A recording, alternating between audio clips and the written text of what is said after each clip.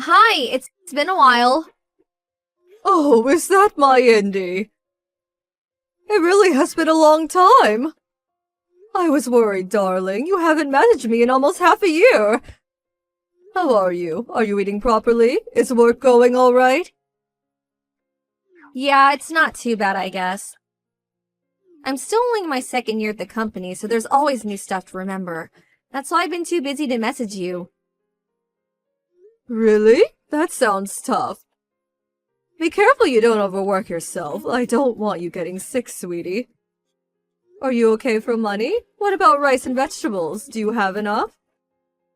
I can send you some money or food parcels if you like. Just say the word and it's done. I can't afford to give you lots, but I'll send whatever I can. Nah, I'm fine. I have a job and make my own money now. Besides, I can buy my own rice and vegetables. You don't have to go out of your way to send me anything. I'm fine on my own. I don't really eat much of that sort of these things anyway. Oh, I see. Well, I'm really happy to hear you're doing well, honey. But if you ever do need anything, you will tell me, won't you? I'd really like it if you just showed your face at the house sometimes, too. Even if it's just for Christmas and birthdays. I miss you, you know. Listen, Mom, I have something more important to talk about. Do you mind if we change the subject? Oh, of course. Look at me getting all overexcited not letting you get a word in edgeways. Of course, honey. Go ahead. What is it? Well, it's like this. I'm getting married. What? Married? Yeah, to my boyfriend. We met at a work party. That was a year ago, though. We've been dating ever since. I never told you about him. Wow, Indy, I can't believe it. I'm so happy for you. I can't tell you how much this means to me. I'll admit I'm a little surprised, but let me assure you, I'll be celebrating for you tonight with a glass of red. The wedding's planned for 6 months from now, but the thing is, I don't want you to come. What? My fiancé is the son of a very rich man who runs a major company. He's intelligent, has a great personality, is good at his job. He's just amazing. I couldn't ask for more. His parents, too. They're kind, always look smart and well-dressed, are stinking rich, and are just all-around wonderful people. I'd be so ashamed to admit to such a decent, respectable people that I was raised in a single-mother household. To tell you the truth, just the thought of them finding out makes me feel sick. That's why I told them I have no parents, and don't know a single one of my relatives. Indy, why are you saying these things? Why would you do that? Oh my God. I've always hated you. You're scruffy and unkempt. You have no fashion sense. You slave away at your minimum wage job to bring home what amounts to nothing more than pocket change. I hated that cheap, shabby old house we lived in, too. I could never bring friends over because I felt so embarrassed. I hated it all. What? I had to endure so much, and the moment I tried to complain, I was told that it just couldn't be helped because we were poor. My clothes and school supplies were always either secondhand or handouts from people in the neighborhood. Throughout my whole childhood, I don't remember ever being bought anything that was actually new. You never came to sports days or parent evenings because you always had to put so many hours in that crappy job of yours. I was so lonely. I felt absolutely pathetic. It's true, I was always busy with work, and you did have to endure things most other children didn't. Which meant I didn't always have the time to give you the attention you deserved, and I understand that must have made you feel very isolated and lonely. I accept everything you say. I'm so sorry, Indy, truly I am. But all of it, everything I did was so that one day I could afford to send you to a good college. I did it all with your future in mind. I did it because I wanted you to lead a happy, fulfilling life. I never asked you to do any of that for me. This is just patronizing. You put me through all that and then have the nerve to act like you were doing me a favor? Indy. I guess I am grateful that you sent me to a good college. It did mean I was deprived of a normal childhood, though. I'd either be stuck in my room studying or out working part-time while all my friends were out having fun and meeting people. Without going to college, I wouldn't have landed my current job or met my fiancé. I guess all things considered, on balance, I am willing to call it even. That means there's no ill will, but no positive sentiment either, a flat zero. I guess that makes us more or less strangers. I think it's time for me to cut you out of my life. Cut me out of your life? Why?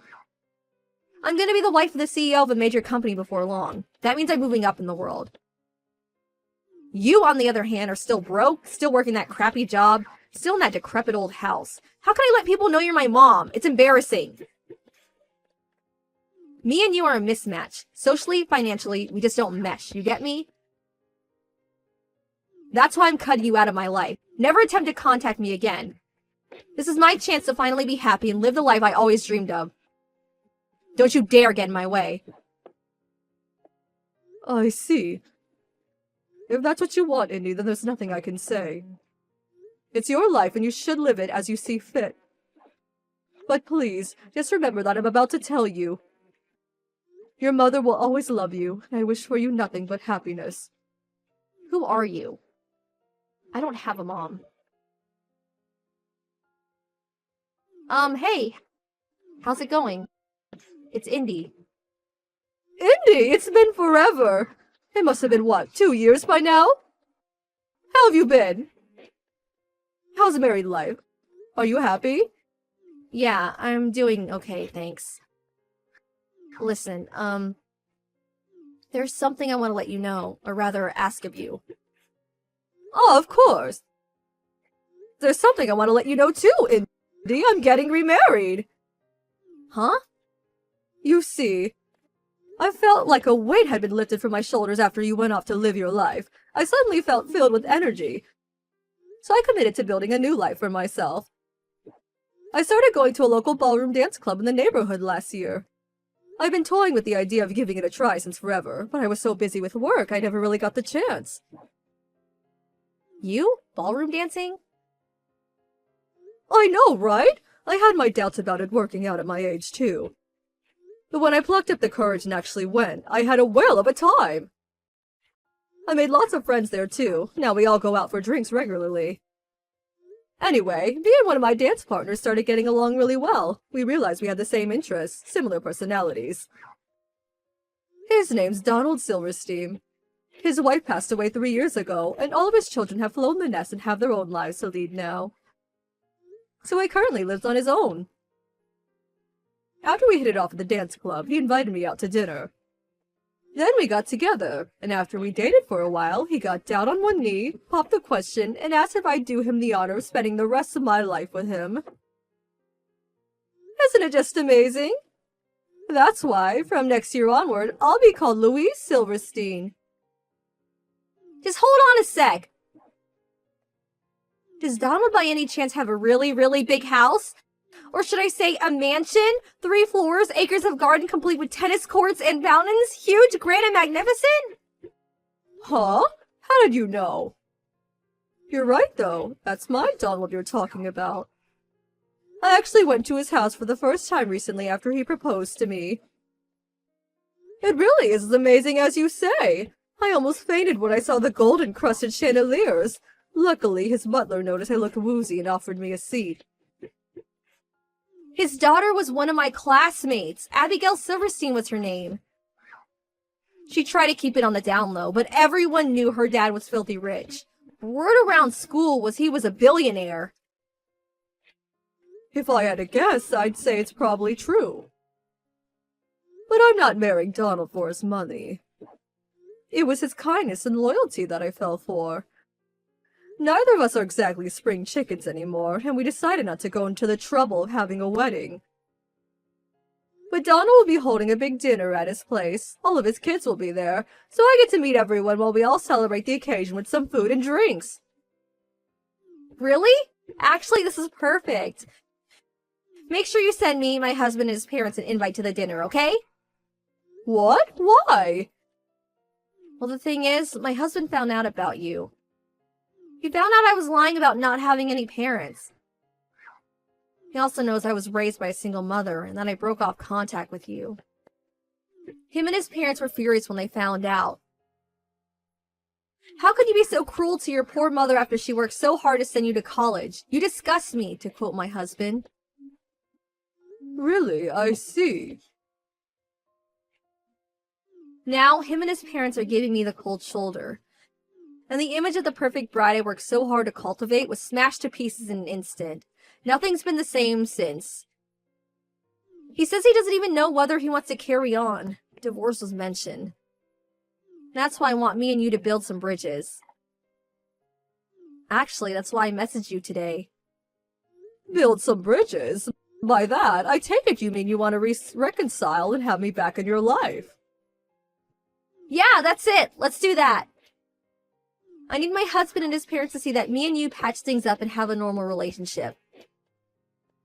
They have to know you forgave me too. That part's important. I think I can make them see that. He'll stop thinking about divorce. Besides, if you're married now, I'm not so embarrassed about introducing you anyway.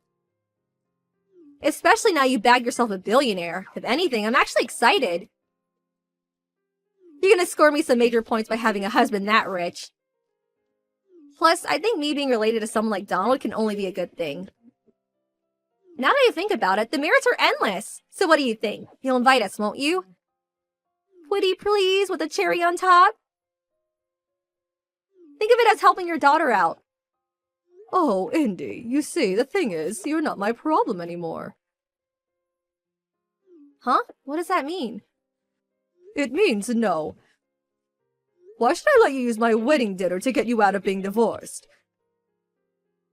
Me and Donald aren't your own personal tools to be used and manipulated as you see fit. You're an adult now. You have a job. You're married. You're well past the age where I fix your problems for you. You got yourself into this mess, so how about you get yourself out of it? How about you get yourself out of it? You can't go relying on your mommy forever.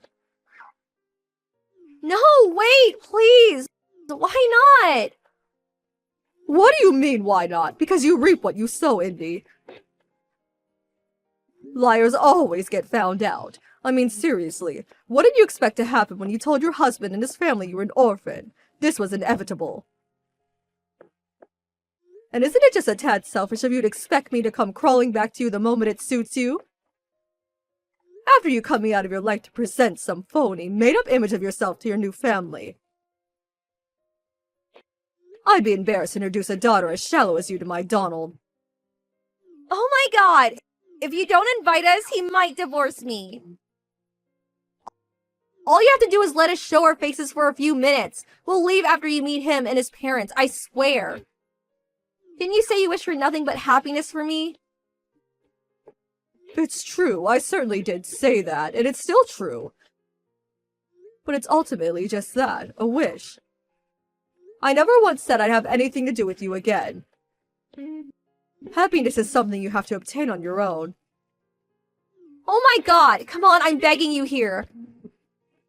Do you have any idea how much trouble I'll be in if he divorces me? How hard I worked to get to where I am today? I finally managed to marry into money after all these years. This can't be how it ends. It can't!